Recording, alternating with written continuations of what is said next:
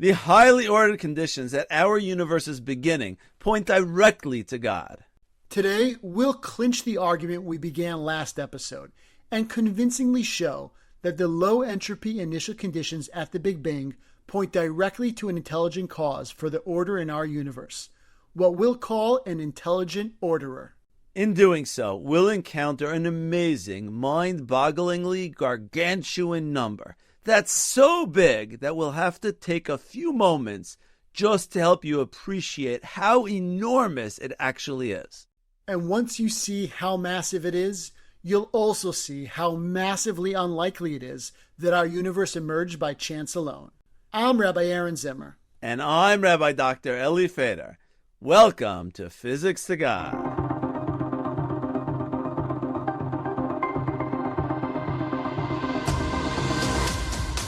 Welcome. This is Physics to God, a guided journey through modern physics to discover God.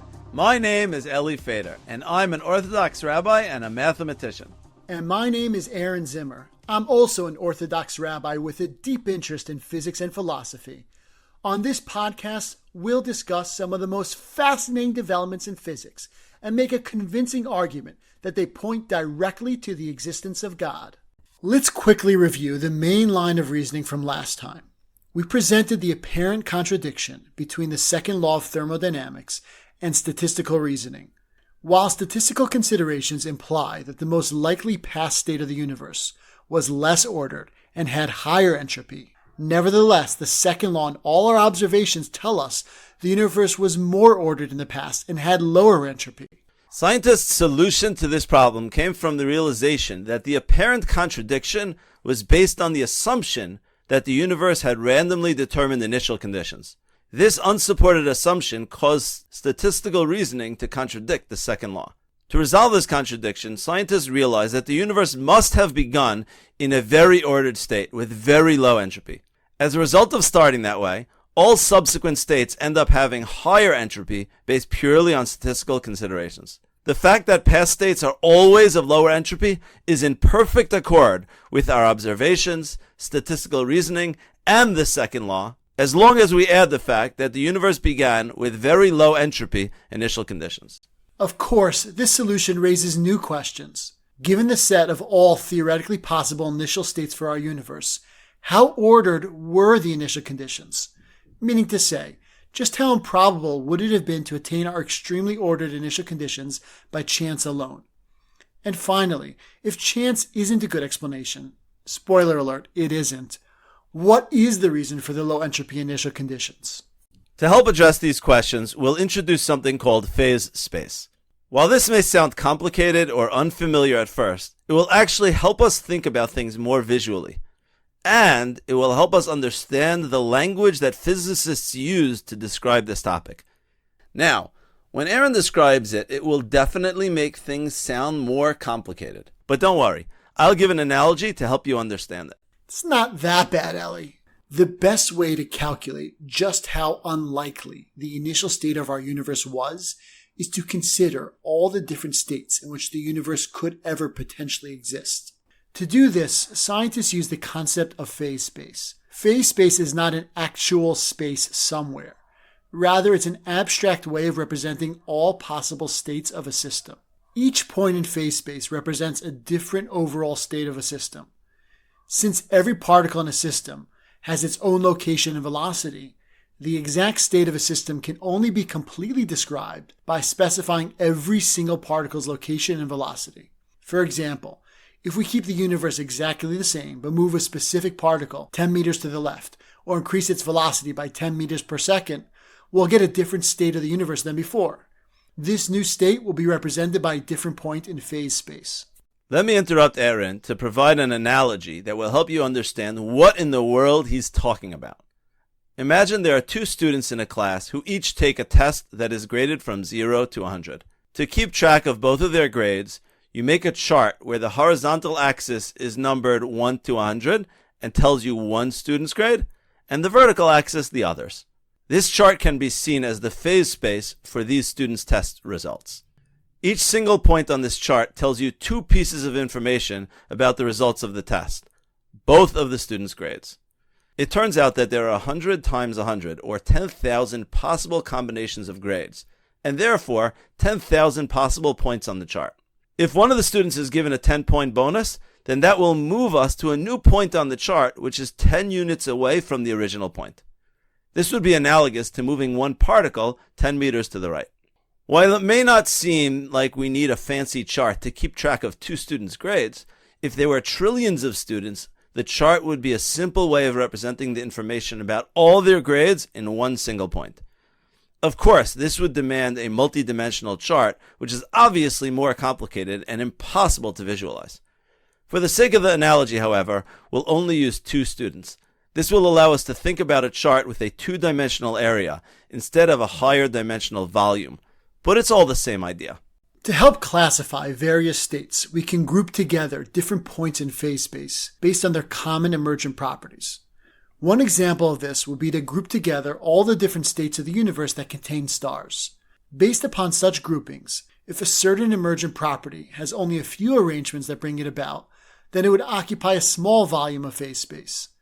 If, on the other hand, there are many ways of bringing about that emergent property, then it would occupy a large volume of phase space.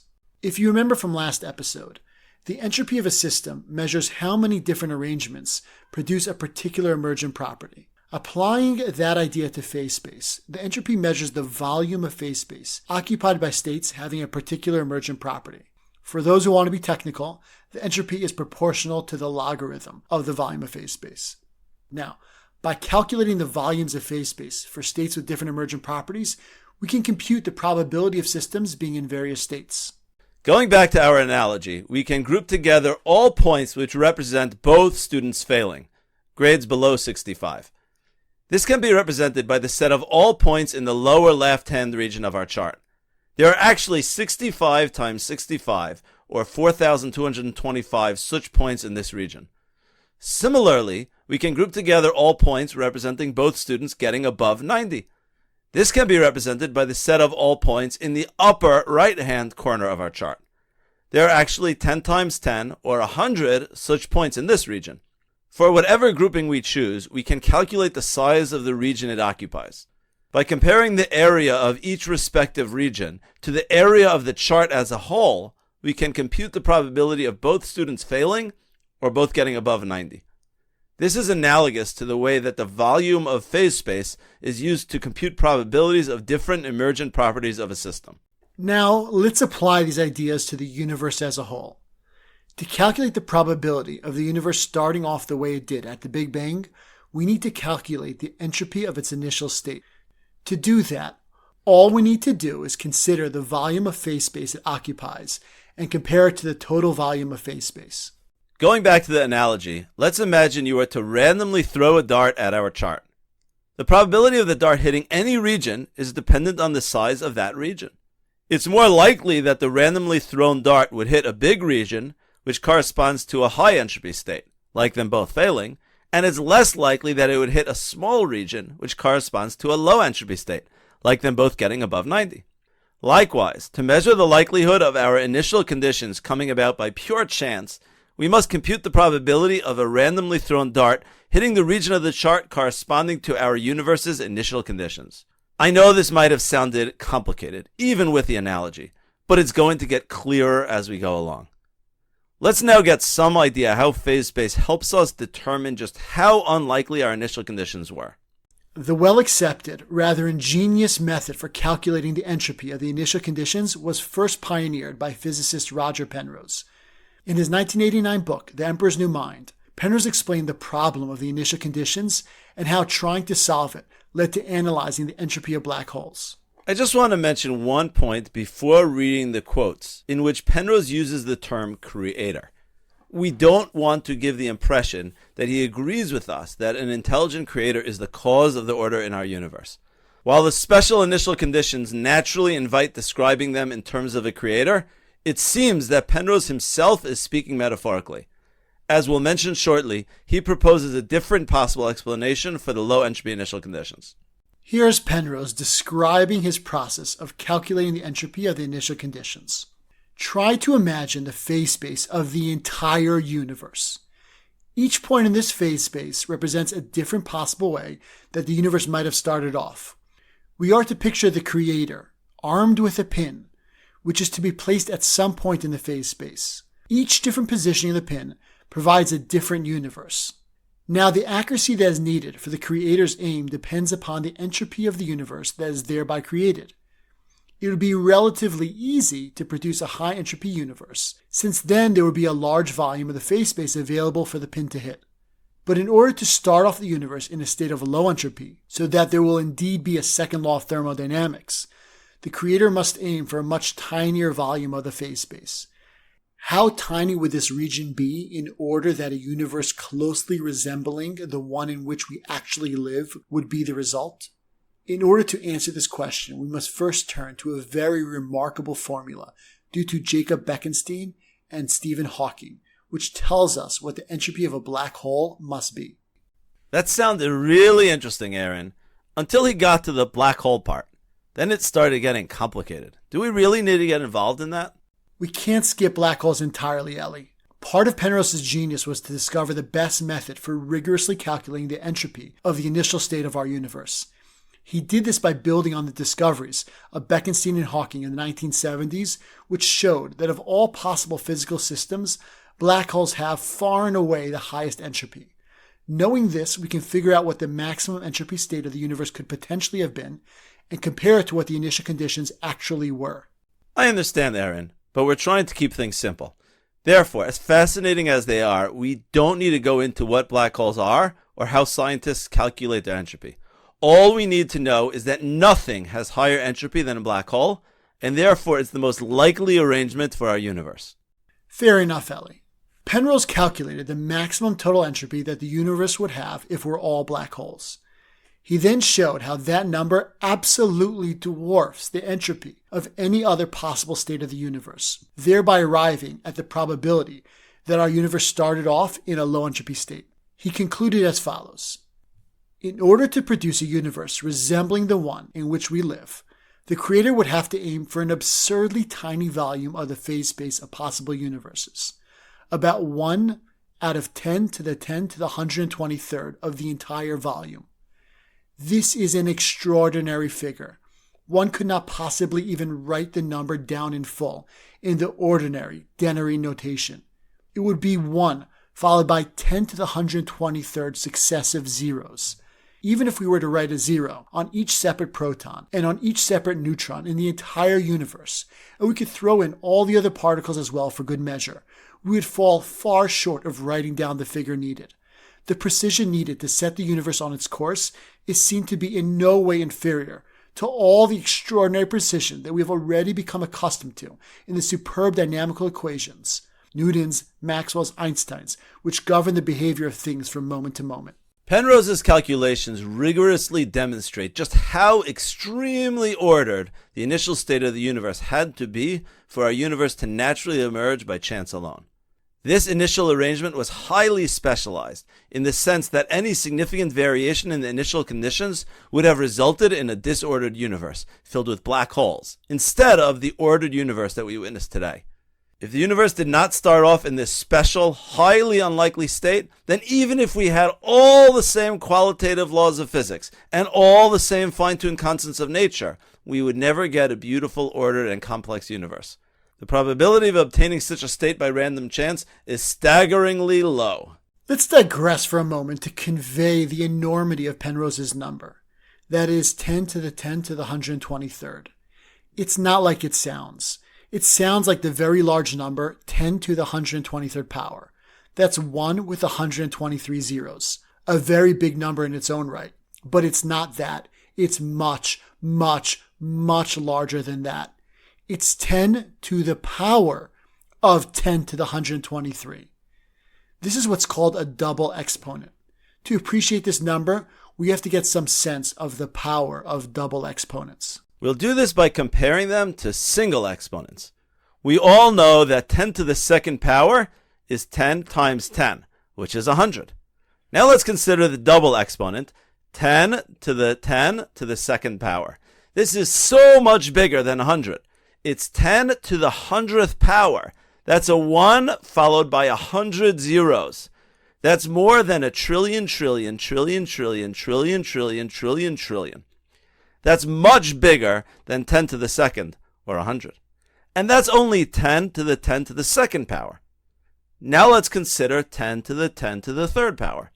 Well, 10 to the third is only 10 times 10 times 10, which is 1,000. But 10 to the 10 to the third power is 10 to the 1,000th power. That's a 1 followed by 1,000 zeros. That's trillion, trillion, trillion, 83 trillions. That's already a bigger number than all the numbers we've encountered in the fine-tuning literature. And we're just getting started. Jumping up a bit, 10 to the 6th power is 1,000,000.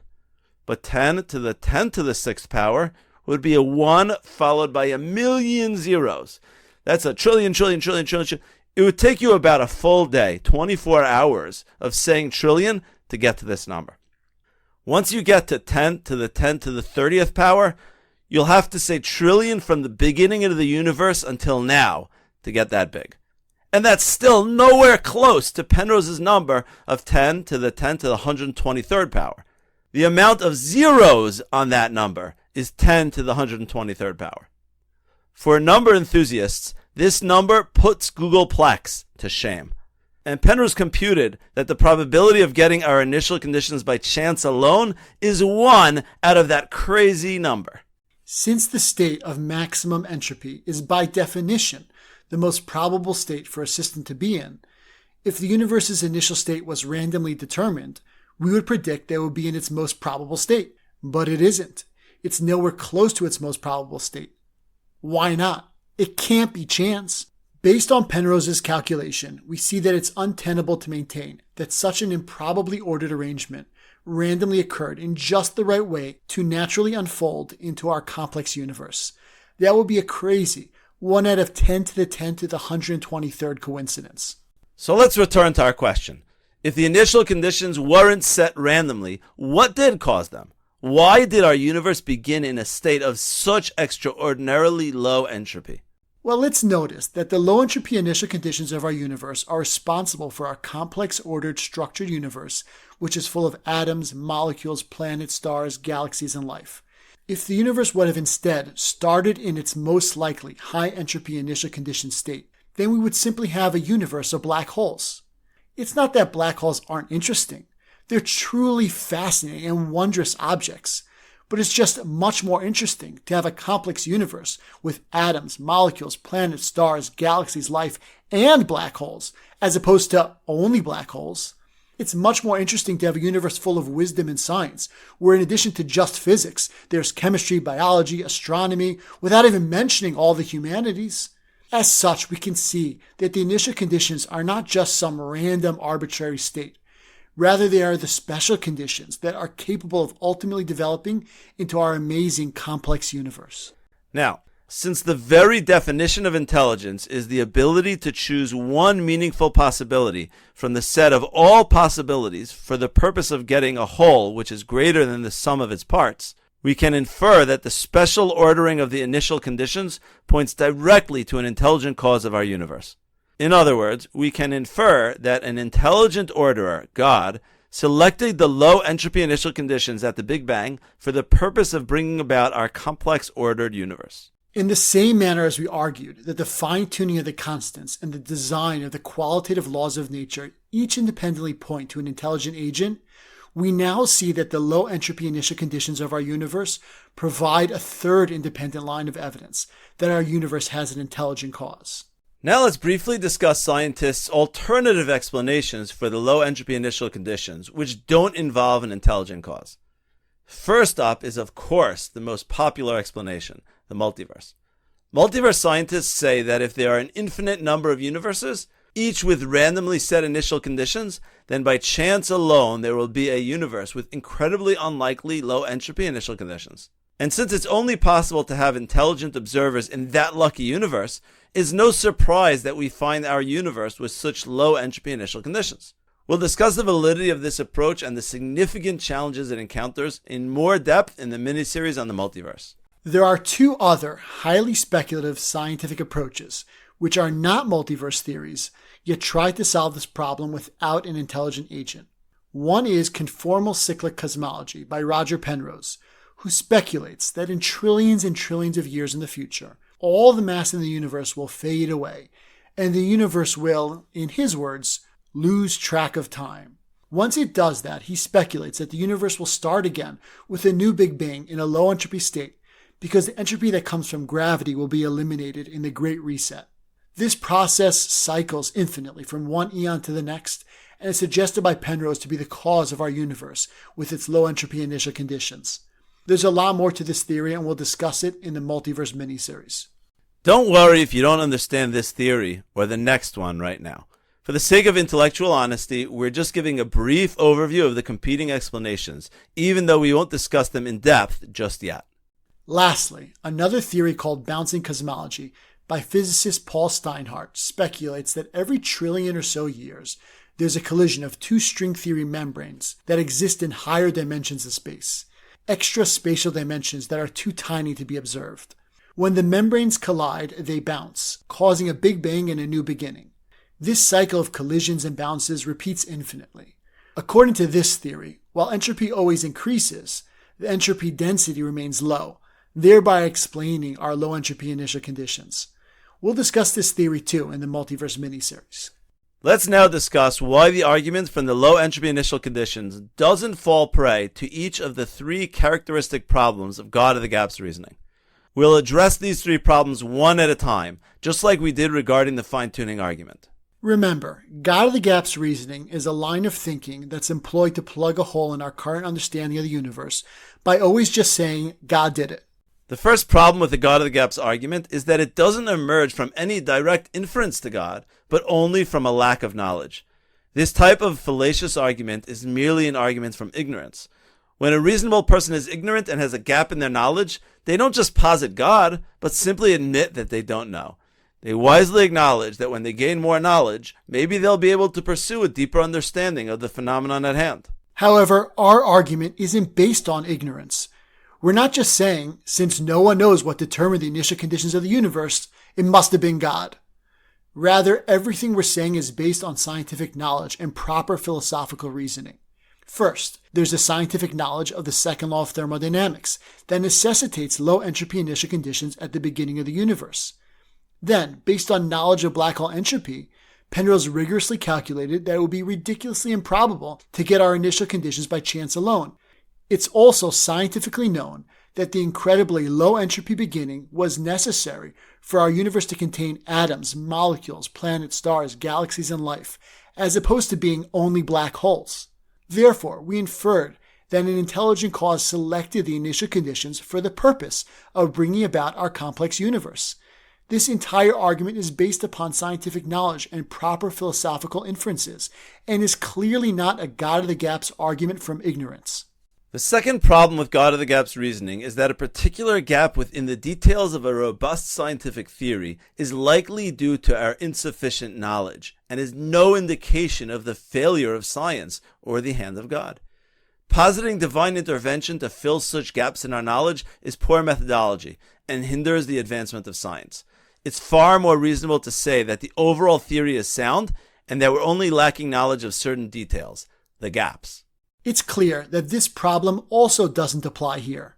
The second law of thermodynamics, entropy, and the initial conditions of the universe are not mere gaps or details, but are fundamental elements of the universe and physics. As physicist Arthur Eddington said with regard to the second law on entropy, the law that entropy always increases holds, I think, the supreme position among the laws of nature. Likewise, the issue of explaining the initial conditions at the Big Bang is not a mere detail. It is an essential issue, which goes to the core of physics and the very foundations of the universe. The resolution of these fundamental issues, not mere gaps in knowledge, point directly to an intelligent cause. The third problem is that any theory of the gaps posits something, whether it's God, luck, or anything else, as a solution to every gap in knowledge. However, any answer that can be used to explain anything at all, in truth explains nothing at all, because no matter what the universe would look like, that would be called an explanation. But that's not really explaining anything. Once again, we can see that this problem doesn't apply. This is because the theory that an intelligent cause selected the initial conditions of the universe for a purpose only explains a universe with tremendous order, not a purposeless universe of randomness and disorder.